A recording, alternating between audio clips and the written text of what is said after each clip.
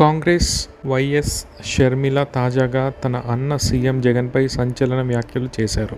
ఎక్కడా పేరు చెప్పకుండానే చెల్లెళ్లకు ఇవ్వాల్సిన ఆస్తి వాటాను కూడా గిఫ్ట్ ఇచ్చినట్టుగా భావిస్తారని షర్మిల అన్నారు.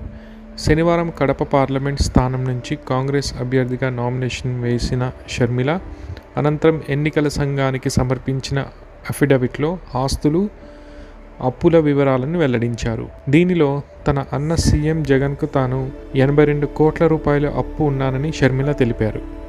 అదేవిధంగా తన వదిన సీఎం జగన్ సతీమణి వైఎస్ భారతి నుంచి 19 లక్షలు అప్పు తీసుకున్నట్టు అఫిడవిట్లో షర్మిల పేర్కొన్నారు.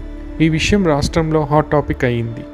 అదేంటి ఆస్తుల పంపకంలో తేడా వచ్చిందని అందరూ అనుకుంటున్నారు. అలాంటి సమయంలో అప్పులు ఇవ్వడం ఏంటనే చర్చ తెర మీదకు వచ్చింది. సీఎం జగన్పై కొందరు విమర్శలు కూడా చేశారు. సొంత చెల్లికి అప్పులు ఇవ్వడం ఏంటని ప్రశ్నించారు. మరిన్ని ఇలాంటి వీడియోస్ కోసం మా ఛానల్ని సబ్స్క్రైబ్ చేసుకోండి. Thank you.